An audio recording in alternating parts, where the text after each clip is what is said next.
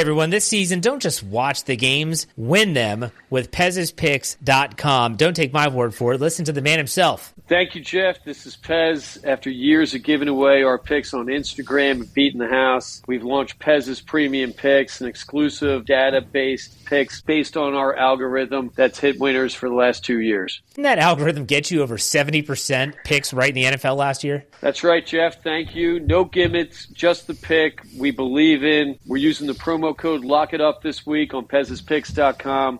After that, we're asking for a small donation to keep beating the house. That's right. Use the promo code LOCKITUP, all one word, for a free week of access at Pez'sPicks.com. That's Pez'sPicks.com. Check it out today. Good, better, bad. Good, better, bad. Never let it rest. Never let it rest. Good gets better. Good gets better. You better get better. You better get better. Bears on 3. 1, 2, 3. Bears. Whatever he be saying be having me hyped. Stay away from me when Ben Johnson giving that breakdown. I'm going to tackle somebody. I'm going to get out there and play. Because you all know this was the first time in 5 seasons that we won 3 in a row. I think the last time the Bears had won 2 back-to-back road games was the same time frame, 2020. Crazy. Is it? Well, I got another crazy one for you. The Bears had lost 28 straight games where they trailed by 8 points or more in the fourth quarter. 28 straight? That's pretty sad. I mean, we haven't had good offense in like forever, so a touchdown and 2-point conversion is an insurmountable lead for us, or insurmountable deficit for us. So I'm not too surprised, especially in the fourth quarter, because not only do you got to score, but you got to stop the other team from scoring. I was about to say, because we've always been early scorers. We'll run the score up on the team, and then we'll let them come back, and then we can't score anymore. So it makes sense. It's sad. Never score too early. Never score too early. Score early and score often. You're right. I like score to score early because I want to get it out the way. There you go. That's our problem. We haven't been able to keep scoring. 1 or 2 times is good enough for me. That's how in the deficit we are now. Or have been. We're talking about football. My bad. Oh, okay. Yeah, I don't know. So the Bears, 3-2 on the season after starting the season 0-2. 3 straight wins against the Cowboys. How about them Cowboys? Beaters, and now the Commandos. We exercised a huge demon in winning that game last night. I think when the schedule came out, most Bear fans had 2 games circled. One, Tiff, this is for you. Where was going to be the next Chicago takeover? And 2, this game. I know in the comments, all the Commander fans was all like, man, this is only a rivalry to Bears fans. We ain't thinking about y'all. You right. You are right. We stumping on ops. Whether or not you know we are op or not, we stumping. We sliding. I don't know that a rivalry per se. We just needed to get our maybe between Caleb and it's a rivalry right now. We went to DC. Hey, I need you to clip this because they was all in the comments talking crazy, talking about belt to ass. Guess what? We came to DC and we swung them doors. Don't forget that. Chicago swing doors. If you in these streets, you know what that means. Smiley face. We bailed out. Smiley now face. We up. Y'all hear that, DC? Smiley. We up. Y'all was worried about the National Guard till the Bears came to town. We stopped everything in D.C. District of Chicago. Period. Smiley face. My city now. So in the 3 years, in this little 3-year span in which the Bears and the Commanders have played, the Bears have won the three-game series, 2 games to 1, with a blowout in game 1 in which DJ had a career game. That's 3 times we played them. Have we played them in D.C. every time? Why they keep getting home games? The 3 straight. No. The first game was. Yeah. No, that Thursday night game wasn't here. It was in D.C. No, sir. Wow. You're thinking of the 2022 game, I believe, or 2021 game. But in 2023, yeah, we played them in D.C. That's when DJ Moore went crazy. And we've actually played them 4 straight years. But 2023 was in D.C. That's when DJ Moore went crazy. Last year was in D.C. and this year is in D.C. Wow, are you serious? Let me see. So, yeah, you're right. We did play them 4 straight years. So it's 2-2 right now. Every game, well, most of the games have been just crazy endings. If you remember in 2022, we drove all the way down the field, and on the I know. last I play, remember this Justin Fields game. completed a throw to Mooney, and it looked like we had a game-winning touchdown, but he got hit like at the 1-inch line and pushed out of bounds. You know, Mooney only weighed 170, so as soon as he got hit, his momentum got carried, and that game just ended. I mean, I thought that was the worst way to end the game, and then 2024 was like, hold my beer. I just looked at the final score from that first game, and I'm like, oh yeah, I remember that. Now I you remember that game. It was 7-12. Yeah. The real shootout. Was that a Thursday? I know that was a night game. Was that a Thursday or Sunday night game? It was a Thursday night game. I'm so sick of Thursday night games. I'm not saying the Bears and Commanders of that year were good enough to put on a show, but it just seems like if you take two below average teams and you put them on Sunday morning or Thursday, they're going to play even below the level that they've been playing all season. I don't know about y'all. I like my Thursday games on Thanksgiving. I'm not a fan of Thursday throughout the season. I'm definitely not a fan of these Sunday morning London games. Yeah, those are the worst. Those are worse than Thursday to me. Thursday, get your football weekend started. I'm okay with that, but that Sunday morning game is. I'll agree with you. I'll take that Thursday night game over that Sunday morning game. Especially this last Sunday morning game. Woof. Yeah. Tiff, your boy Justin, that wasn't it. Here we go. Wait for that setup. He was so trying to find some kind of way to fit this in here to slam this. That was the Dwayne Wade to LeBron James live. When that boy put up 30 That was the points, Dwayne Wade to the LeBron James live. Yeah, I caught that live. I was ready. I was on that fast break.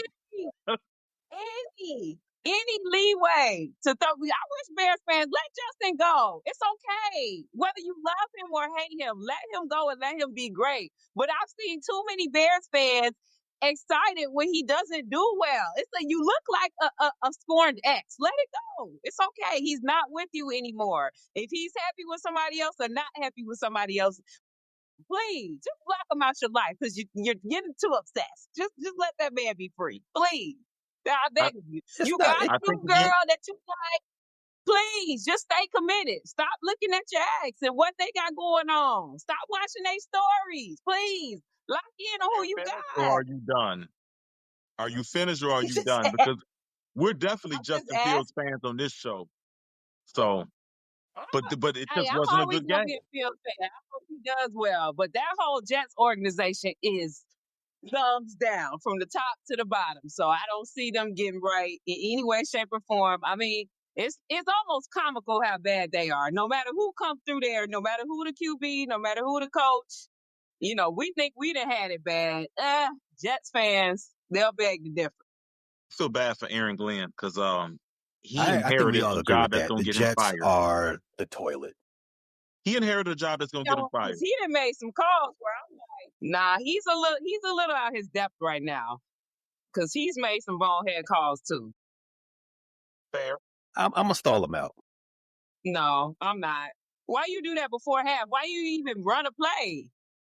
What y'all got to lose? You 0-5. Bro, y'all should be out here balls to the wall at this point. Why you playing conservative when you 0-5? I mean, yeah, but I think the same thing we had about Ben Johnson the first 2 weeks. And there are some growing pains when you're a rookie head Ben coach, Johnson right? definitely tweaked in that my first thing, game. And the second one. Yeah. Yeah, I mean, got to give a coach, a first-time head coach, grace. They're rookies too. I mean, I'm not blaming it all on him, but I don't feel bad for him. It's just a bad situation for everybody. True. But you know where's a good situation? Right there on Roosevelt and Lakeshore Drive is a good situation for football right now. The Bears are 3-2. Split the 4-game series with the Washington Commandos. After we got our lick back, we slid on the ops. Let's start right there with that recap. Good. Tiff, how about you kick us off? What's the good?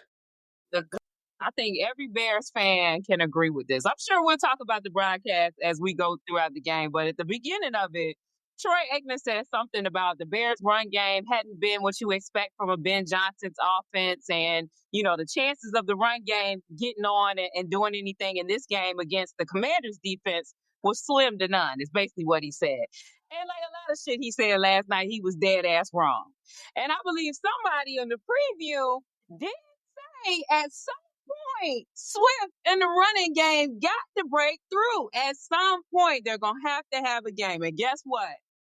That was the night. Last night, Monday night was that night. That boy Swift said, I heard all that shit y'all been talking about me. Media, fans, everybody. He heard all that shit and he took it and bottled it up and ran his ass off last night. So my good, first and foremost, is that boy DeAndre Levante Swift. I guess I get that. We definitely talked about that in the preview.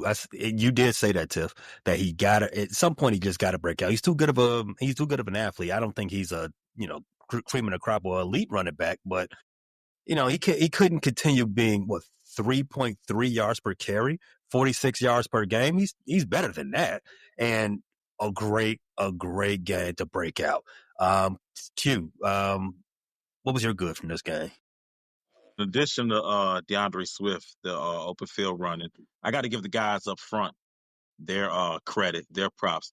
Joe Tooney was one of Ryan Poe's big offseason additions.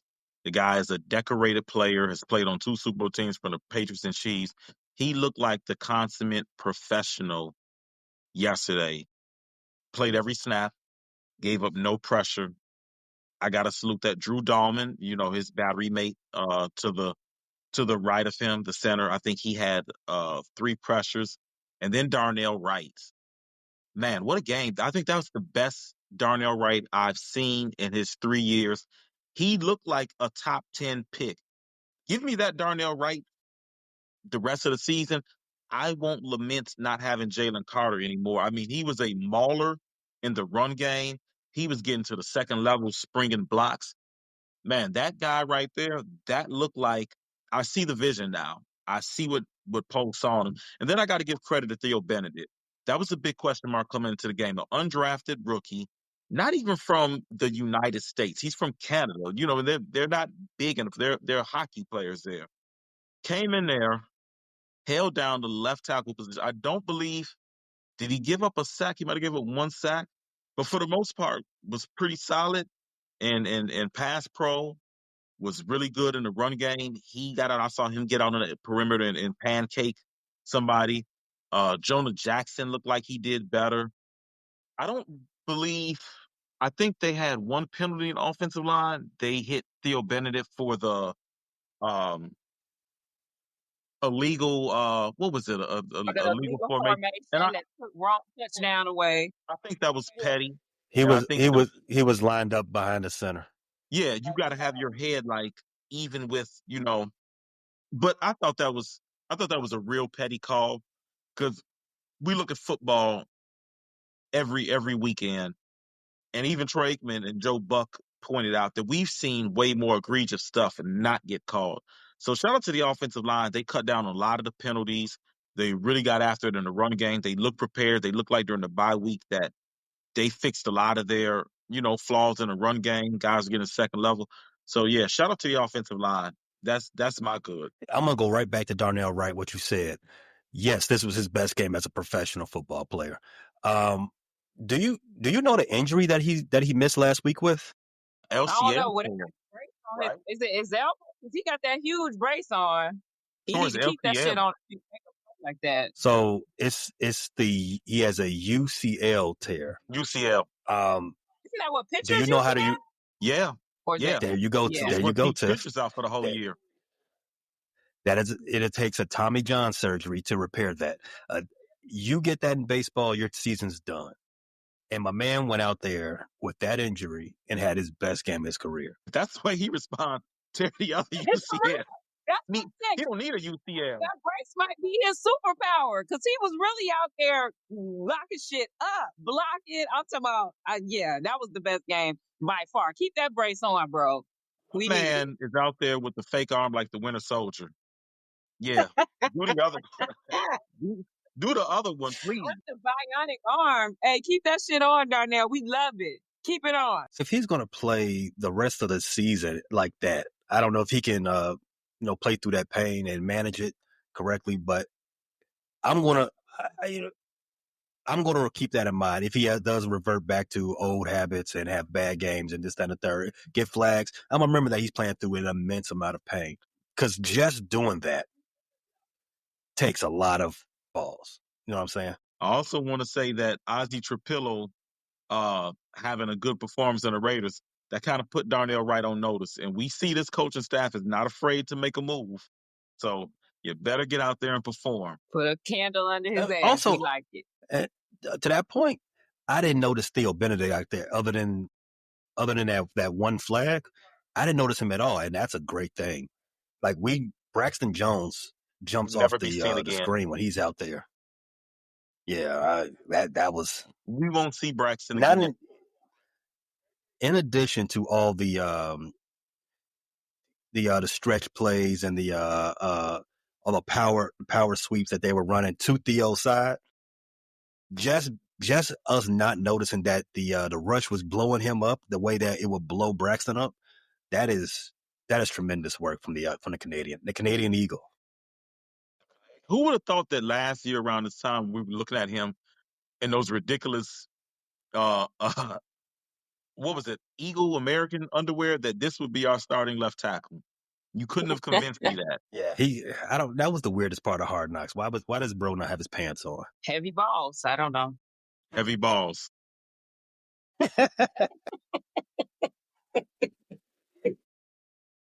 My good from the game was a continuation of what I said to close up the last episode.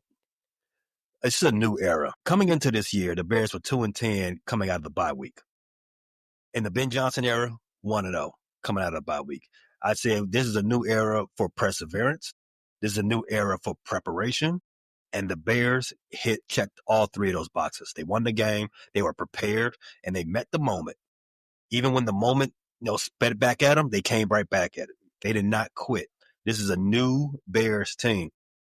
You saw that they had a plan. It came out the tunnel in the first quarter. We was going to get DJ some targets, and we was going to run the ball. And we was going to run the ball with intention. They not only did they do that, they did it successfully, and they kept doing it again and again and again and again and again on both accords.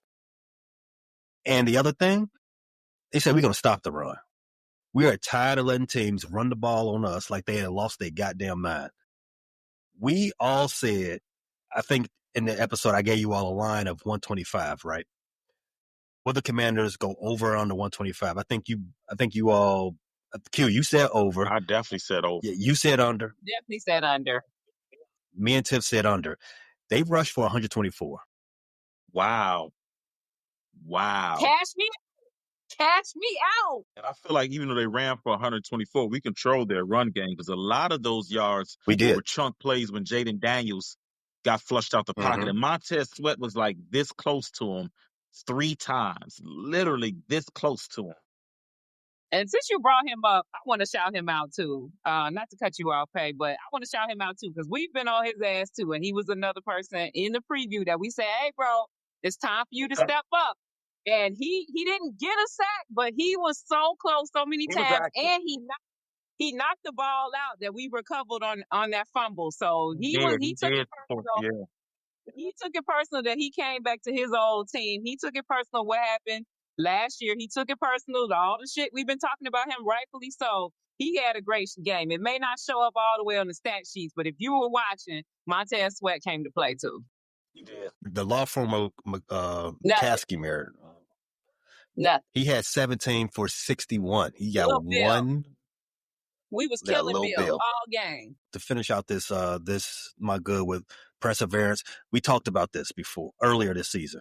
This team fought back. Last year, the same group of guys, they would have quit.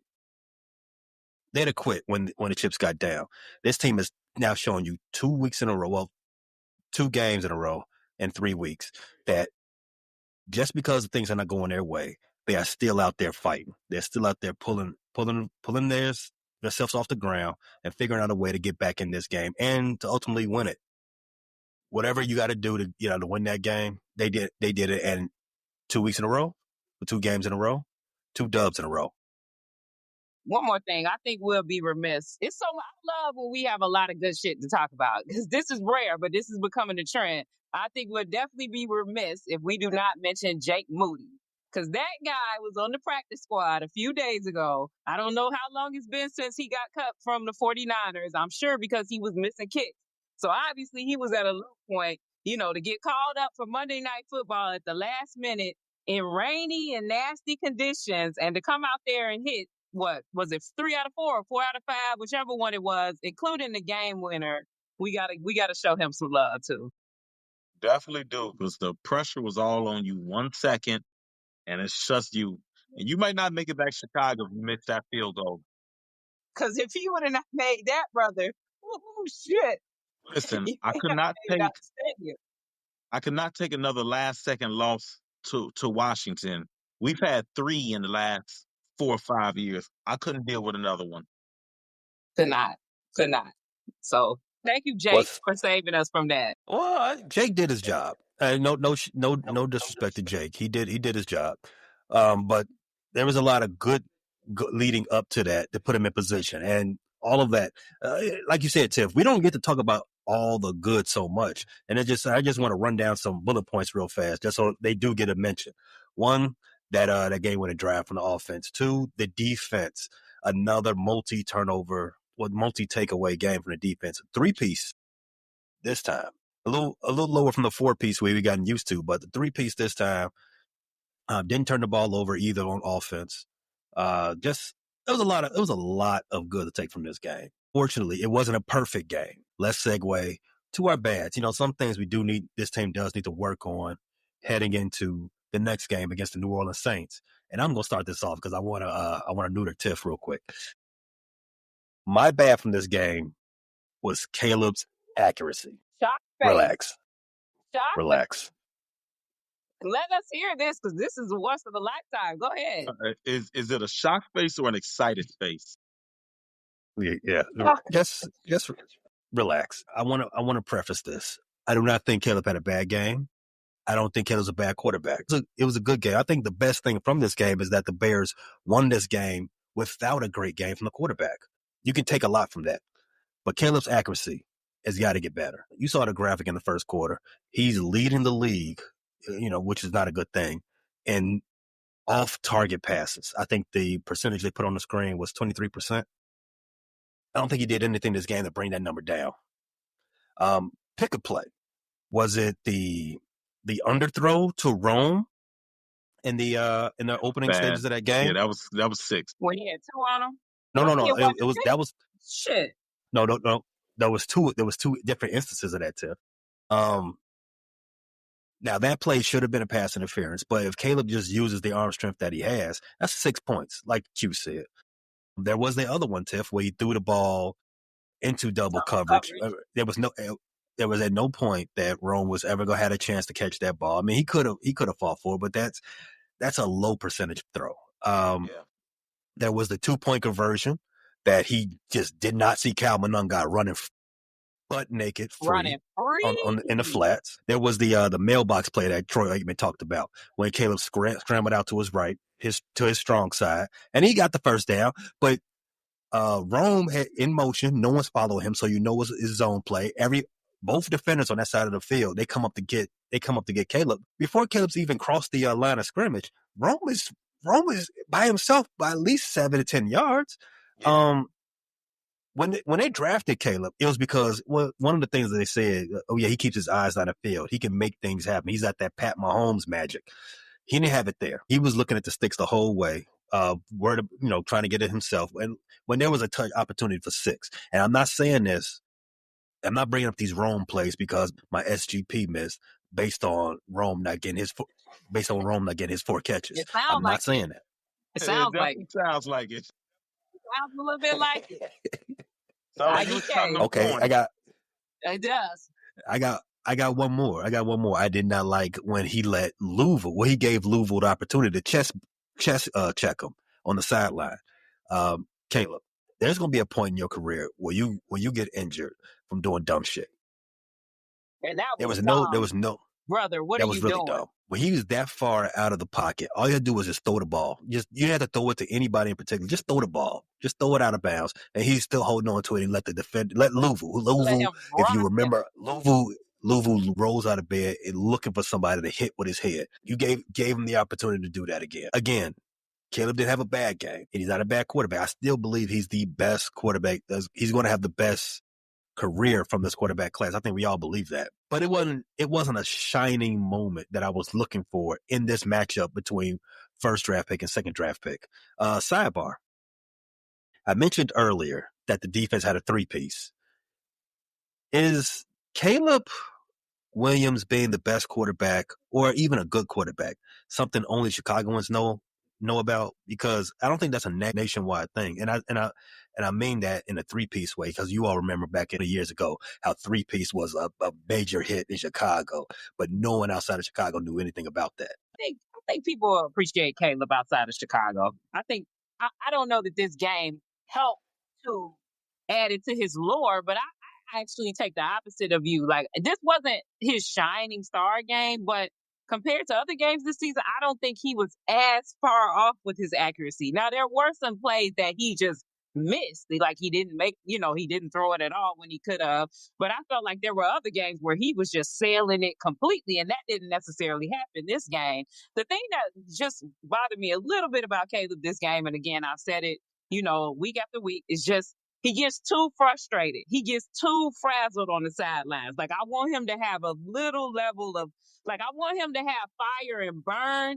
But like, I think it was, when the snap got away from him and a few other times, he was on the sidelines having a fit. And, they even mentioned like, oh, he's got a whole team of people to talk to him and calm him down. And of course, there's that viral clip about where he's snapping and DJ just sitting there looking like, just things like that. He's young and he's still a little immature, but he's got to get a little bit more control over his emotions. Because even when your teammates mess up, like, you can't visibly respond like that. You know what I'm saying? Like, he gonna mess up at times, and he don't want his teammates responding like that. So, he gotta find a little bit more chill on the sidelines for me. But game wise, he managed it well. He came out with the dub. When the pressure is on, he can drive the team down the field and give us a chance to win. And that's all you want from your quarterback. There are other things that he needs to work on, but it was a decent game for him. Oh, and that missed that muffed snap.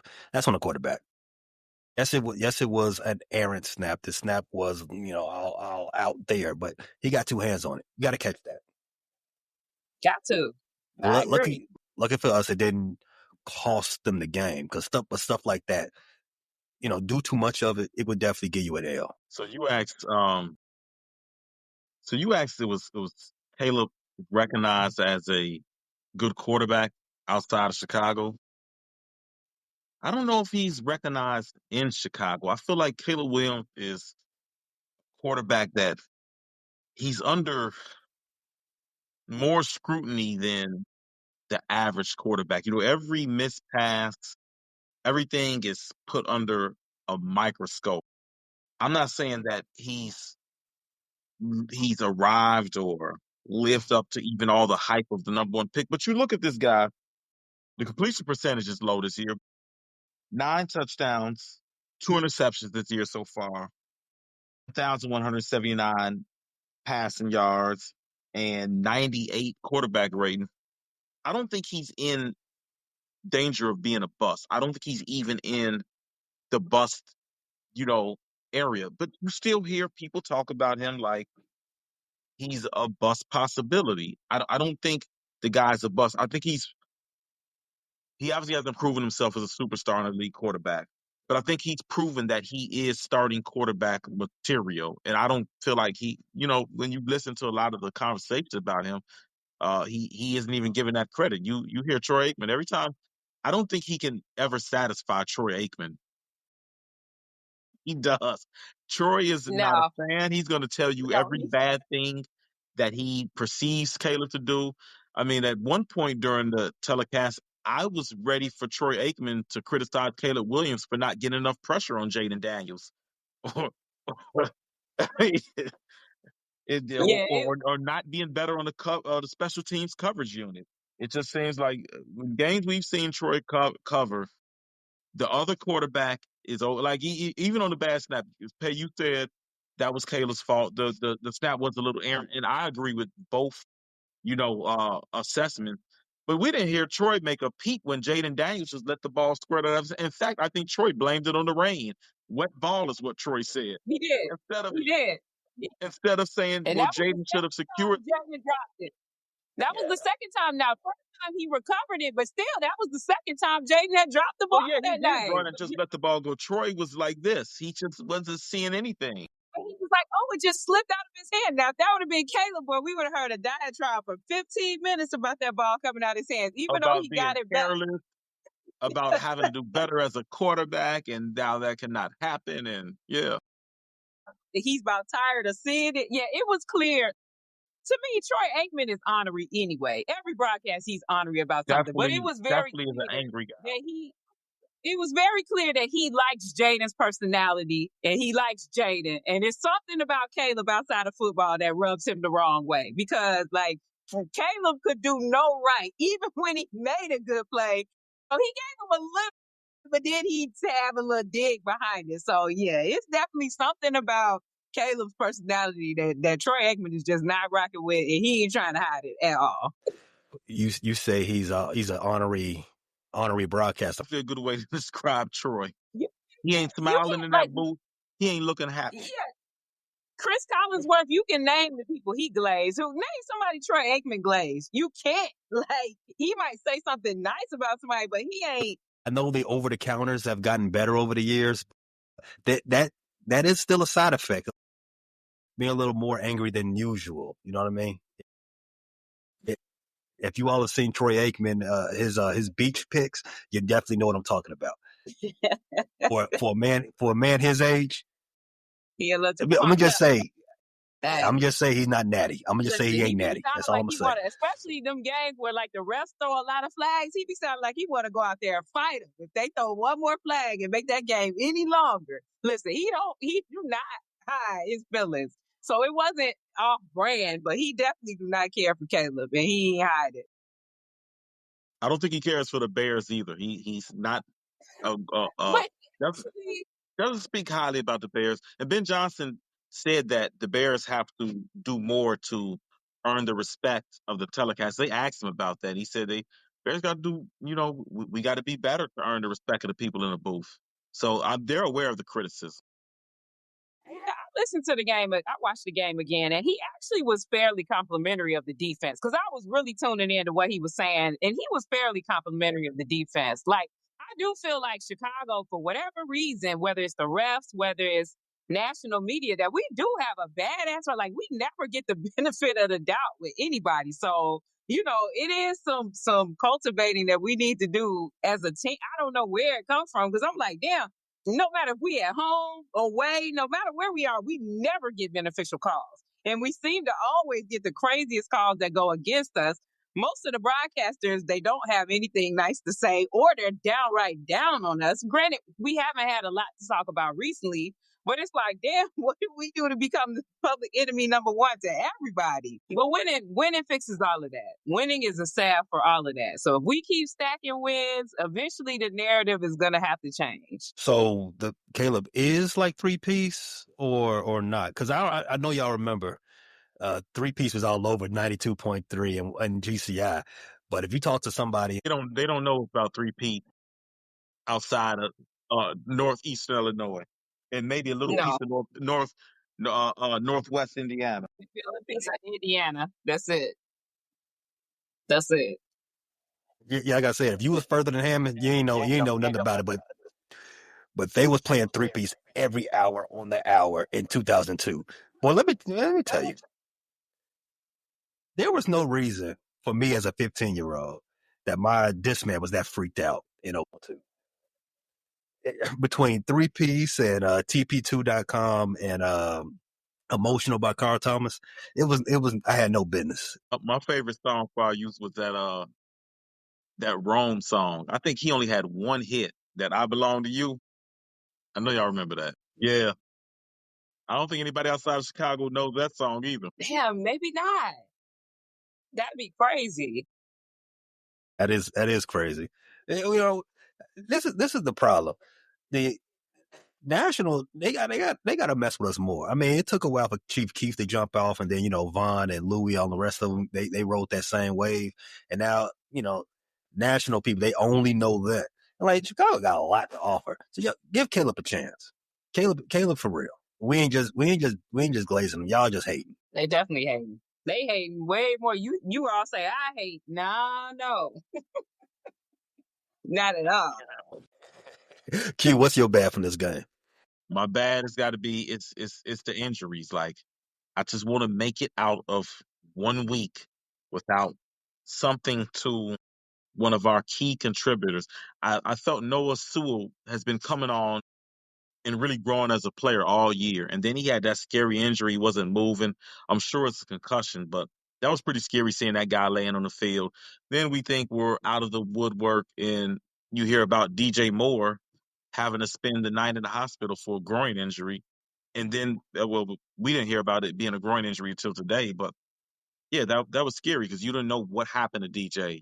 Spending the night in the hospital, that's never a good thing. So my thing is the injuries. I just want to, right when we seem like we're turning a corner and getting healthy, we have two scares to two really key contributors. Yeah, get well soon, Noah. I That was was happy to see him scary. walk off the field after that hit. Yeah. Yeah, that was That was tough. scary because I feel like Um, Q, like he's had his mishaps in the first couple games, but I really feel like he's come on, and I like his energy. Like he's a go getter type. So that was really really scary, especially it being friendly fire. But seeing him get up was very like a relief. And then I've heard it was concussion, so we'll see how long he's out. But that was scary. what you have for your bad, Tiff?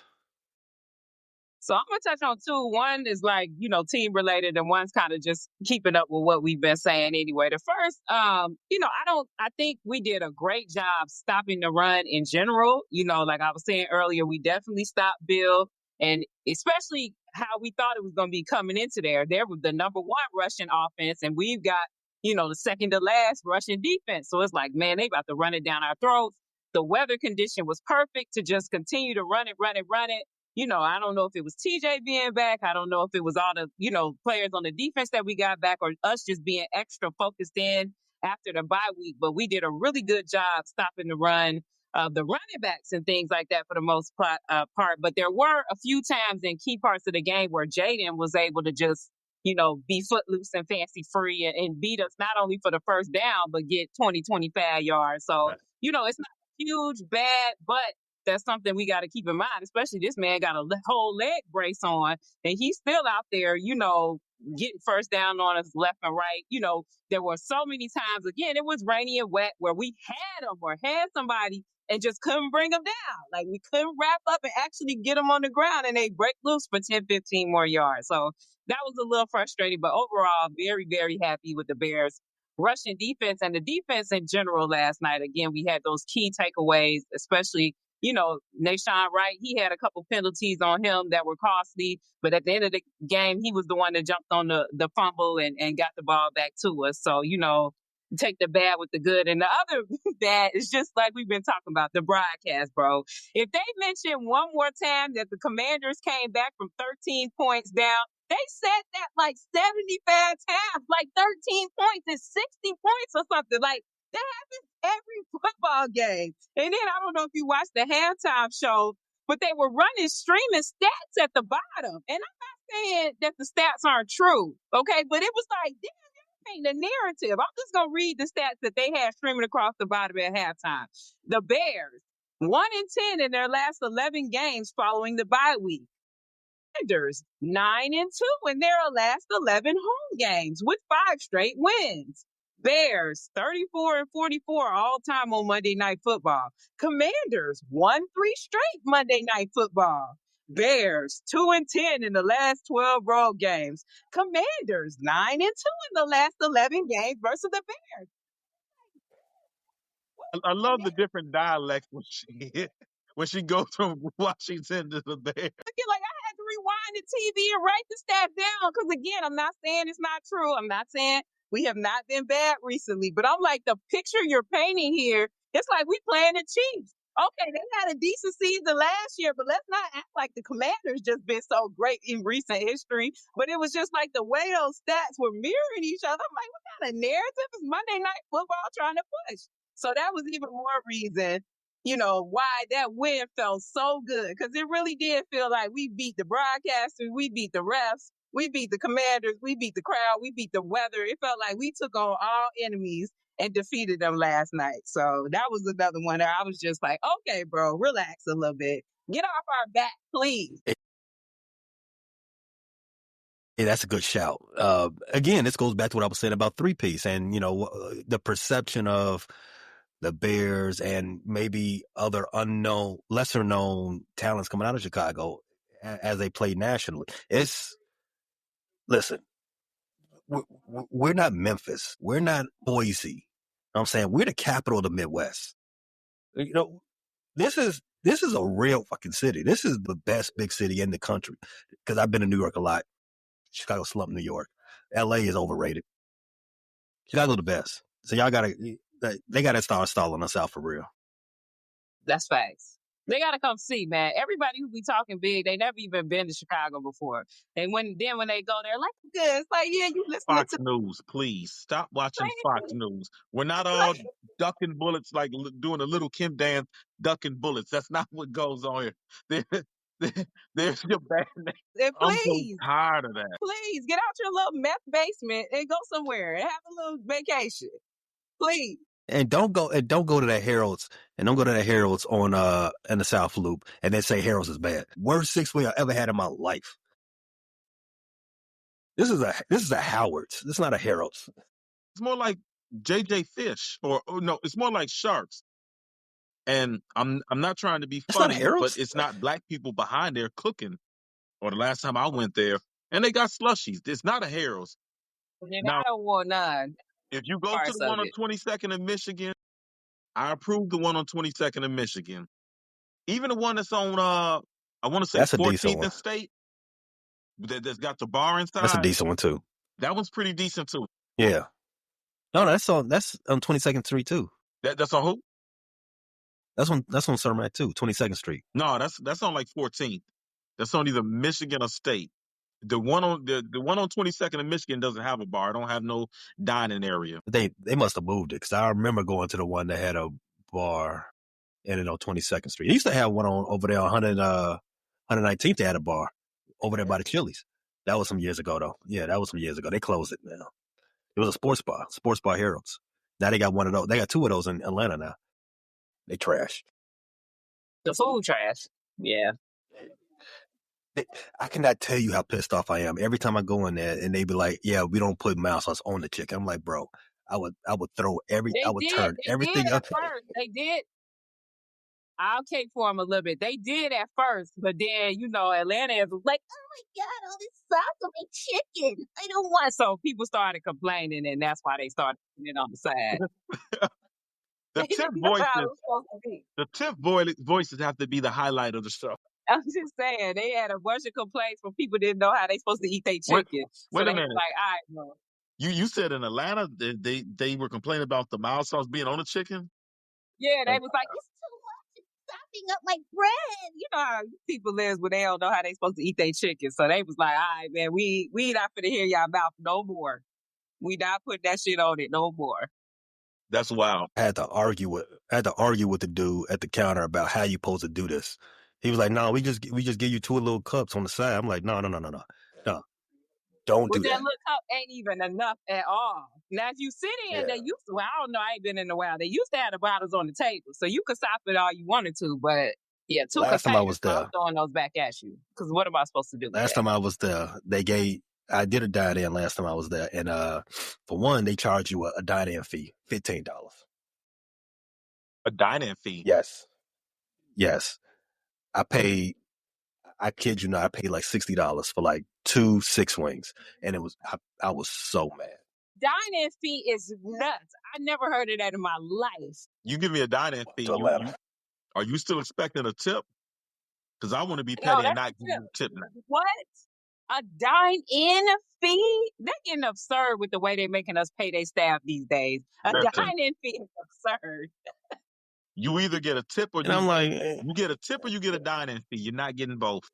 That's your dining. The like, dining fee is you they should. you're paying their salary. That's absurd. I've never heard And that in my I and life. I That's absurd. I was mad because the only thing I got extra was hookah smoke on my food, and I was like, I didn't even ask for that. Yeah, and it's $15. It ain't even like $2. 15. That man, this world is crazy. This is a crazy place. That is my ugly for Atlanta. But what's the ugly from this game, Tiff? I'm gonna let you have that one. Ugly for this game. Again, it was a win, so you gotta think hard, but it's gotta be shooting ourselves in the foot, right? I mean, so we can go back about the calls. There were some calls where again, it's like, do they hate the Bears? Do they have something on this parlay? Particularly, FanDuel accounts. they got to. They got to. Somebody bet on Roma Duze's touchdown streak ending. I put money on it because when they saw him make that dive and catch, they was like, "Oh, nah, flag, bro. Oh yeah, his helmet wasn't in the right spot exactly. Like, come on, man, come on." Like there were a few calls but still, at the end of the day, that's a penalty that got called on us. There was was it a false start or some formation issue with DJ? And I'm like, damn it, if you all do not, and it took away the first down to Cole Kmet when we were backed up in the end zone in the fourth quarter. Like there were several crucial penalties. Nashawn Wright, he got a holding call on him that extended the play. I think somebody got a call on them on third. Oh, damn, Montez Sweat, when he barely touched Jaden Yeah, Daniels, that was petty. was crazy. That That was was crazy. petty. He slap him hard, like he barely even touched it, didn't hit the face mask. It wasn't And forcible. he got He was rushed the waving at the passer. ball. Yeah, that was so petty. That was so petty. There was a face mask call on Wright where they wouldn't even really show the clip to even show where there was any level of face mask whatsoever there. Like there were a lot of crucial calls on third and something that gave the Commanders, the ball, and that call I think led to the touchdown right after it, the like face mask thing. But Yeah. anyway, It did. however you slice it, those were penalties on us. And that is, things that we've harped on over and over, being undisciplined at certain times. So that's still something they got to learn how to line up. I don't give a shit if you a half a centimeter off. They got to learn how to line up because we can't keep having these pre-snap penalties that are costing us. At some point, it's going to cost us a game. We've been able to skate by these last couple games and pull it out at the end, but it's no way we shouldn't have been killing the Commanders last night. It's no way we shouldn't have been up a couple scores, and we've got to tighten those things up. So that's my ugly, again, the penalties. I don't care. We got to start damn finding people, like drawing chalk lines. I don't know what we got to do that people can line up and not get penalties, but we going to have to do it. I agree with that. The refs were very terrible, and it's bogus because that's the first time I ever seen that brother be the head ref. I need a lead ref. I've never seen this guy before. And you know what? What I blame it on? He ain't had no stash. So I mean, you can only do so much with a dude that ain't no stash. I mean, it's especially he out there, public face, and he putting on like we ain't never seen this dude before, but he out there with the mic and he ain't got no stash and he making bad calls. Like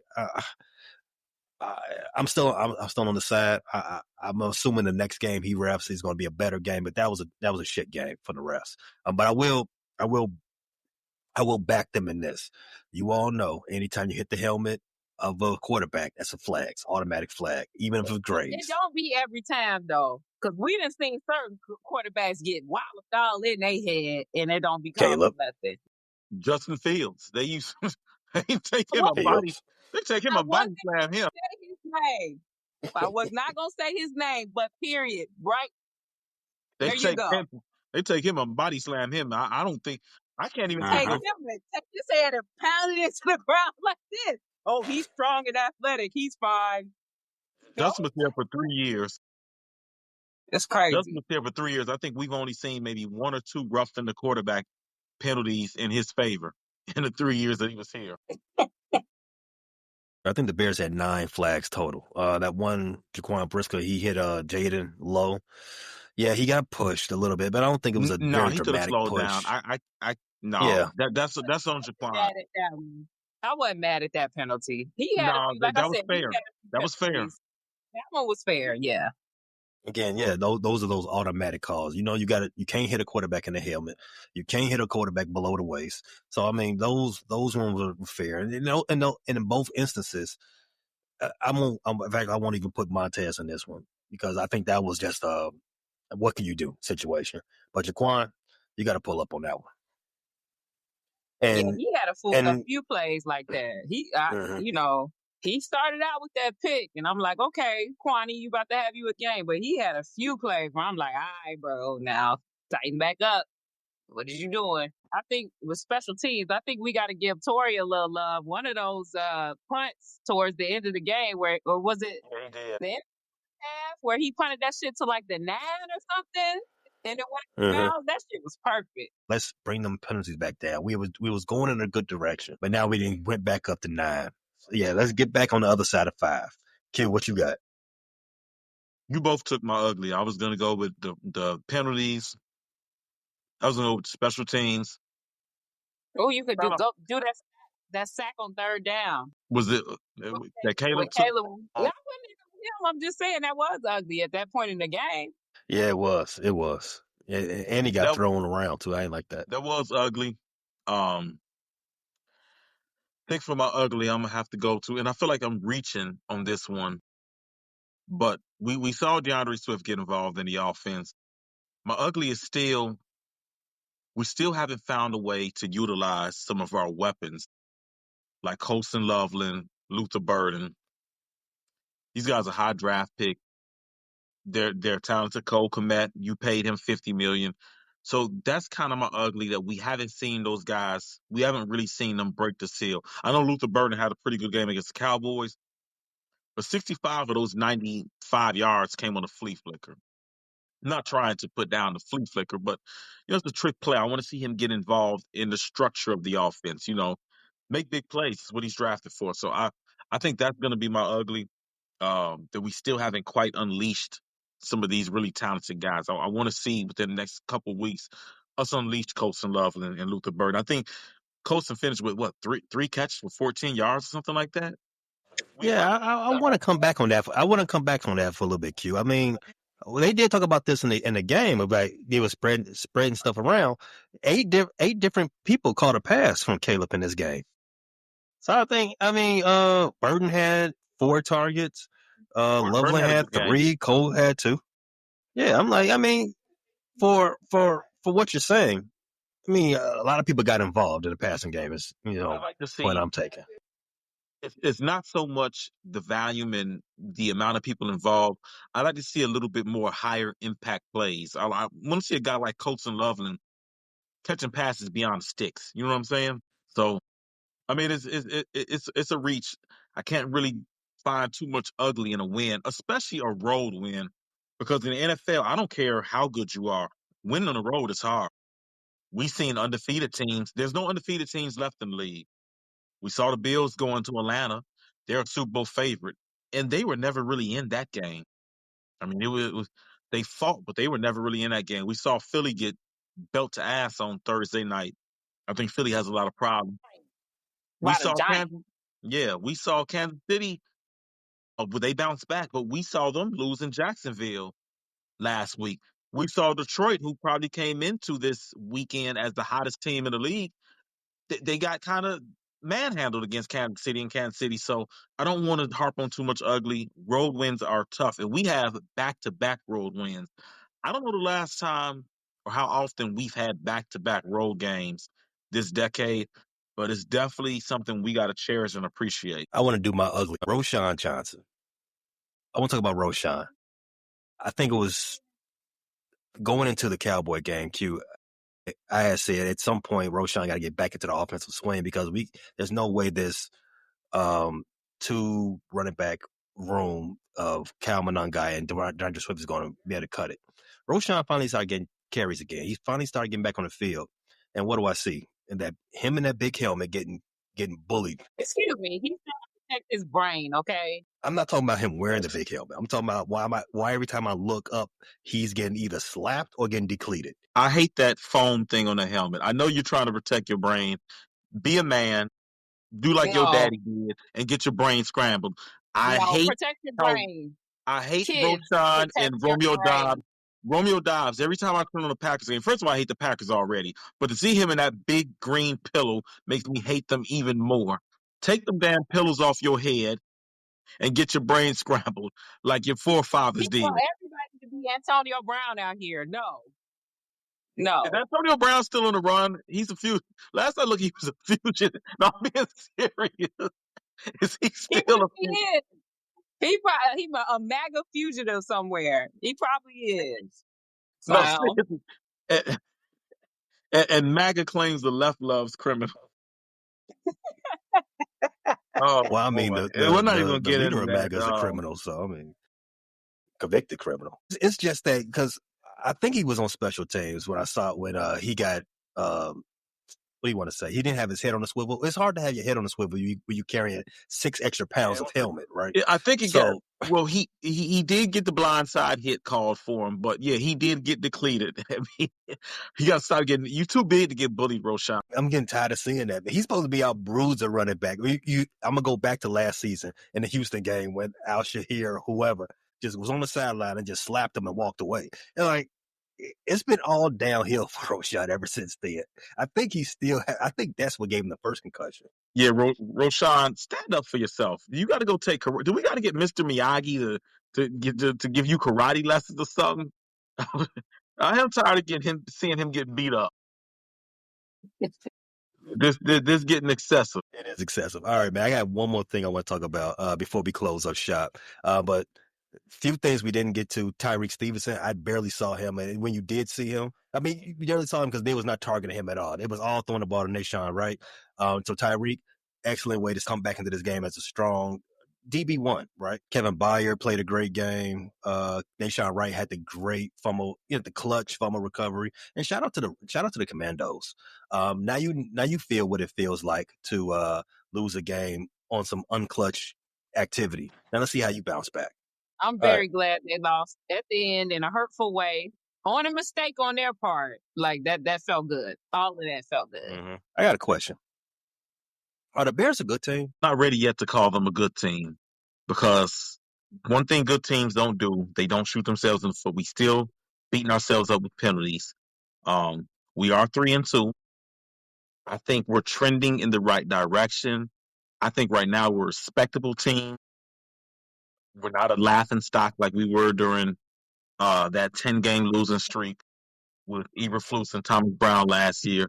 I'm not going to call us a good team yet, but I'm feeling good that before the end of the season, we can get that label of good team. Tiff, what do you think? Are the Bears a good team? I mean, at 3-2, everybody in the division has 2 losses.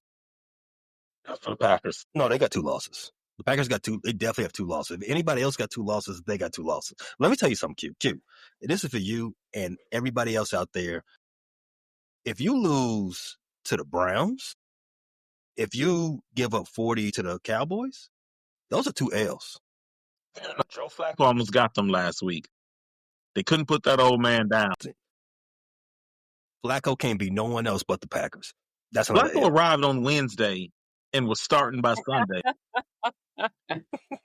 That's crazy. Yeah, I don't think we're a good team yet, but we're trending in a good direction.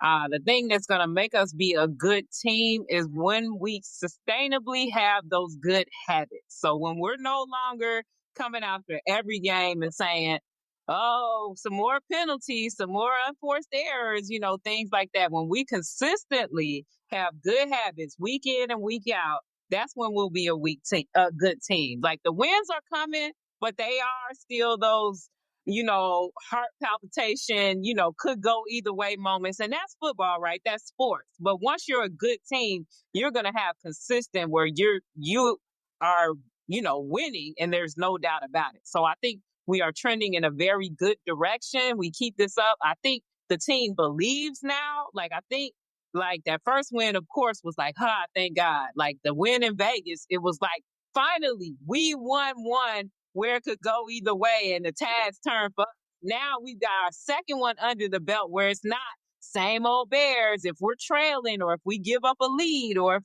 it's the last few moments and we have to try to win it, we're not going to do it. everybody's confidence is now like, hey, guess what? If we within one score and we get the ball back at the end, we are going to win. Like, we feel a little bit more confident that we might be the team that wins. So I think we're trending in a really, really good direction. Said last night, that loss to Minnesota burns me every time I think about it, because we had not lost to them, we would be at the top of the division right now. But instead, a team with a tie is technically at the top of the division. We would be 4-1 at the top of the division if we didn't give that game to Minnesota away. But that's okay. We learned from it. We had to get trounced by the Lions. We could have folded, but we didn't. So I think we're trending in a good direction. We keep stacking these wins, keep stacking that momentum, and we'll keep flying up the charts, and we will get to be a good team. Ain't nobody got no tie. Ain't nobody got no tie in this division. Expound on what Tip said about trending in the right direction. I think that goes to show the culture change at Hallis Hall. I think you got a professional staff. Nobody brought this guy up yet, but I got to give a shout out to Dennis Allen. It was so refreshing to see, and it's been going this way for a couple weeks now. On 3rd and long, we get off the goddamn field. If you're not going to get there with 4, bring in pressure. The timely blitzes by Dennis Allen. There was at least 3 times where Jaden Daniels in 3rd and long, and he drops back and did not have time to let his routes develop downfield because he had to get rid of the ball because Dennis Allen brought pressure. I mean, he brought pressure at the right times. I know Jaden Daniels, I think he broke our back on 1 third down. Tiff was talking about on the long run. I mean, he's a special player.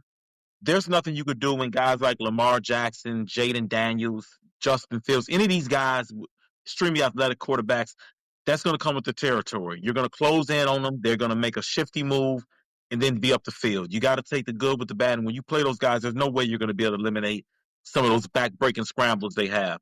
But it was just refreshing to see we're on 3rd and 11 and we get off the damn field because we're not sitting and letting that guy and the entire field because we've dropped 7 or 8 in coverage and we're playing a soft zone and the receiver just runs to the sticks and turns around and the ball's there. It's been so refreshing the last couple of weeks to see that. So I just had to shout out Dennis Allen and the timely blitz calls. If you were a glass half empty type of person, and you look at these last 3 wins for the Bears, 1 against the Cowboys, in which they lost CeeDee Lamb early in the game, 2 against the Raiders, in which you needed a blocked field goal at the buzzer to win. And this game right here, we needed a field goal at the buzzer to win against a depleted offensive team as the Commanders. And that's fine. That is one way to look at things. But there's another side of objectivity. There's another side of, living life. And that's being a glass half full person. DC Commanders, who I just mentioned, they won 9 one-score games last season, including the playoffs. Yeah. 9 of them. The last game they played was in the championship game. You would call that a good team, right? Definitely. The most one-score game that they won last year was against the Bears. The Hail Mary. And their season took off after that game. Why not us? Why not the Bears? Why? And that brings me to another point, because people only, and I understand this, people only remember, the end game, the end results of everything. But if you remember up until that point, Jaden Daniels had been playing well, but he really took off after that. I mean, there were some mixed games that he had that were really Caleb-like, where he threw for maybe 200 yards, completion percentage, hovering in the low to mid 60s.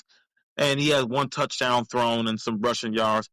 But he really accelerated that. He got comfortable in the offense, the team gelled, the team chemistry. And to your point, Pay, why not us? I think I can foresee us going on. I mean, the schedule is certainly favorable for the next 5-6 weeks. We go on a lengthy run. The offense and Caleb gel. We clean up the penalties, and all of a sudden, maybe Caleb has a darling-type season. Maybe the Bears in general have a darling-type season. You look at the games that we looked at in the preview that we thought were definite losses, they're not so daunting anymore. The Ravens have a bunch of injuries. We don't know if Lamar will even be back in 2 weeks. We know a lot of their stars. We do know that. We know. He's coming back week 8. Of course. That's against us. No, we don't play the Ravens until that is week 8. That is week 8. Of course, of course. Yeah, they'll be fighting for their season. They'll be rallying. But Joe Burrow won't be back when we play the Bengals. The Eagles are reeling. I think even though they're 4-2, there are some philosophical and internal things going on within Philly where that team could spiral. We've seen Philly spiral less than 2 years ago at the end of the season. They lost about 6 or 7 straight. We set up where we can have a nice run, and the schedule looks way more favorable and less daunting than it did before the season. Like you said, why not us? Like, if you think about the landscape of the league right now, there are no juggernauts right now. No, I think they said this is the quickest that there hasn't been an undefeated team in the season. we didn't even make it to week 6. Yeah. So it's like whoever you want to say, Buffalo, they got absolutely trounced by Atlanta.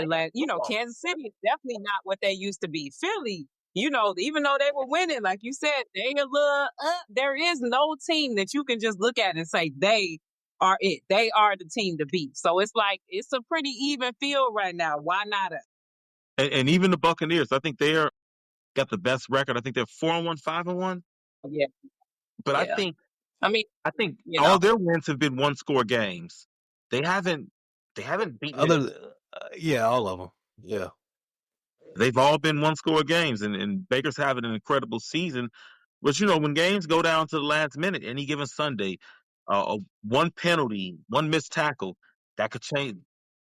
So yeah, why not us? You just said the Baker Mayfield Buccaneers. He's got to be the MVP right now. Yeah, I will give him my MVP vote. Well, actually, the sports books, Tiff, you made me look this up earlier because you was talking shit. They want Mahomes, of course. Yes, but the sports books have Mahomes as a favorite, which makes no sense to me. It's more glazing. But yes. Patty's been playing incredible football, but they're in third place in the division, right? Patty, but come on, we got to stop it. We got to stop they're in third place in the division right now. They are. You're not giving it. They've but he's damn near the only one that's doing anything on his team. Okay, but let's not go too far. So there are no juggernauts in this league, right? In this season right now. Last season everybody was garbage. Like a third of the league was like a 4-win team. This year everybody's mid. The best teams in the league this year right now are the Colts, quarterback by Danny Jones, who thought that, and the Buccaneers, quarterback by Baker Mayfield, and all of the injuries that they had. Who'd have thought that? And so whether or not the Bears are a good team or not at this point, I think is a largely irrelevant conversation because anybody could be a good team. Yeah, let me ask you, for the next few games, who on here are you absolutely positive is better than the Bears? The New Orleans Saints with Kenny Rattler as their quarterback, who has one career win. Spencer Rattler. Whatever. I don't even know about his name. Not exactly. Baltimore Ravens. They're 1-5 Baltimore Ravens. This version of the Ravens, not this version. No. The Cincinnati Bengals with Joe Flacco as their quarterback. Not without wrong Joe. The white America's new favorite team, the New York Giants. No, he not hitting no little dance on us. No, Jackson. Oh, I'm gonna be is that game in Soldier Field? It is. Yes. Yes. Better not. Quarterback controversy with the Minnesota Vikings. We had them beat the first time. They are who we thought they were. They are. Shout out Denny Green, but they are who we thought they were. Pittsburgh Steelers. You already talked about the Philadelphia Eagles. They can implode at any moment. The Packers. No. The Browns. No. Shador probably be starting by that time. He will. Only. He will, and I wish Shador a lot of success except for that week. The 49ers. No. The Detroit Lions. I'm gonna say yes. They're still better than us right now. Again, you know what, Tiff? That's a good point because we don't know what Lions team will be on the field with the way they stack injuries up. Defensive. Again, getting hit again. We don't know what version of Lions we'll see when we see them again. And they ain't look so good whatever day they played the Chiefs. So if we get that version of them. Why not us? Bear down. Thanks for listening to this latest episode from the Frustrated Chicago Sports Fan Channel. Don't matter if you listen to this on Apple Podcasts or Spotify or watch it on Twitch or YouTube. Make sure you like, subscribe, share with a friend, hit the notification bell so you never miss a drop. And to all the guys from Chicago, we say three things: bear down, go Cubs go, and sell the team, Jerry.